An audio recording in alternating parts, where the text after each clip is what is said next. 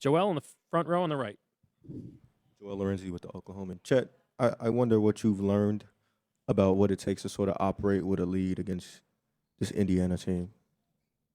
Uh, I don't think it's anything super tactical. I don't think it's anything X's and O's wise. Really, it's just you have to. You can't play like you're up and just try to run the clock out. Because they can put points on the board in a hurry. So you got to try to continue to score with them, and then keep getting stops on the other end.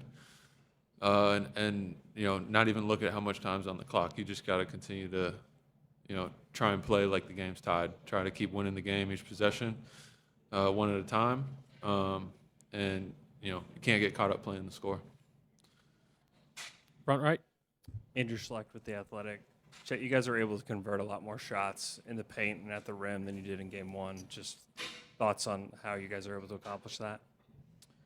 I think we did a good job of being aggressive and then playing more on 2 feet, making some decisions in that mid-paint area, where in last game we were, kind of just putting up those shots. I think we did a better job of finding some better looks, whether it was dunker spacing or kickouts or whatever it might be. I feel like we did a good job of,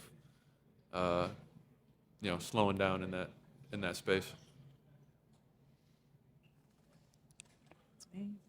Jenny on the right. Jenny Carlson with the Oklahoman. Hey, Chet, Mark said that Indiana's offense is a conceptual offense, and you have to play conceptual defense against them.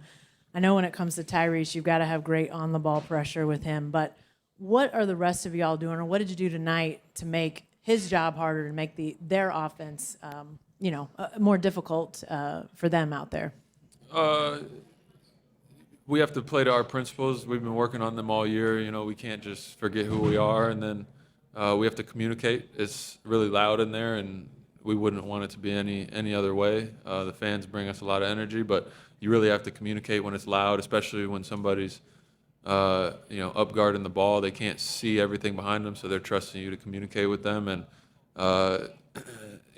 whoever's guarding the screener, kind of, and whether they're in coverage or something else, they got to trust the people behind them to communicate with them what's going on, and trust that everybody's going to be in the right spots, and then just try and execute over and over. It's a long game. There's a lot of possessions. They're throwing a lot of things out there every possession, so you just got to trust that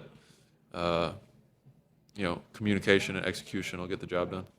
Back left.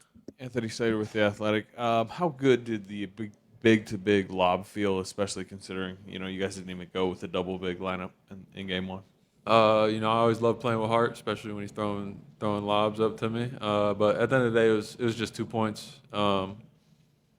It's a good play for us, so we got to look for it whenever that situation's kind of given to us. But try to keep emotions out of it.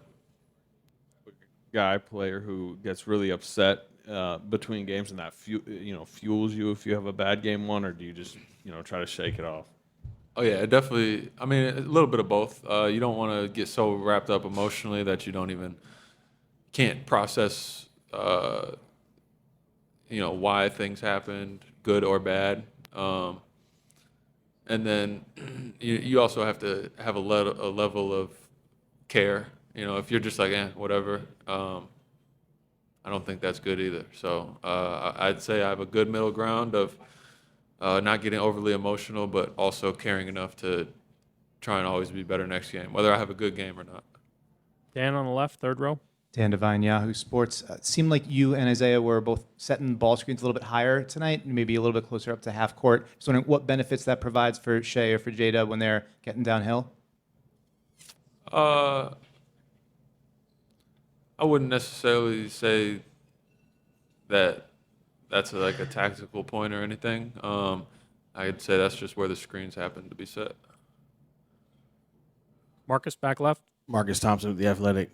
Chet, how would you explain or describe Caruso's energy levels for a 30-year-old man? Don't disrespect our GOAT like that, man. He's one of those guys who you know is going to bring it every single night, whether he's 22 or 30. It doesn't matter. He's going to bring it, and I feel like as a collective, we really feed off of that, and then also his ability to kind of process things that are happening out there and relay it and communicate it to everybody else is really important for us. So,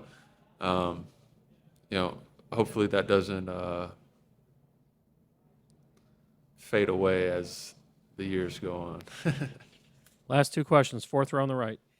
Valencia King, Real Talk Sports. Chet, Mark mentioned how he knew as a collective you guys would improve from game 1 to game 2, but specifically you.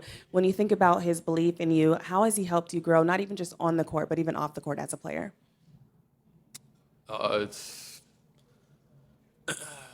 extremely important. When other people instill confidence in you, it allows you to play more confident. It allows you to have trust in what's going on, have trust in what he's telling me and us as a collective. And then also a big part of that is he has to trust that I'm going to do everything it takes to be better after bad games or bad plays or whatever. It's all about trusting that the other party has the right process in mind.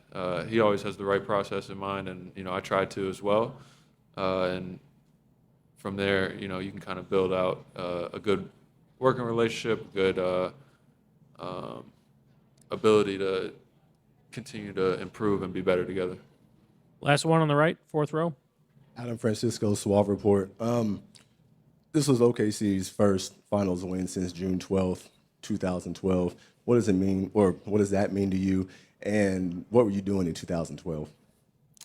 2012, I was stuffing in the back of a SUV going on 12-hour car trips for AU tournaments and sitting playing, what's that game? It's like Jetpack Joyride on the iPads in the back of the car.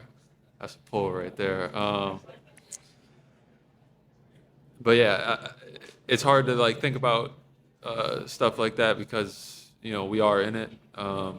We won a game, but that isn't the end goal. So we got to continue to try and be better as the series goes on.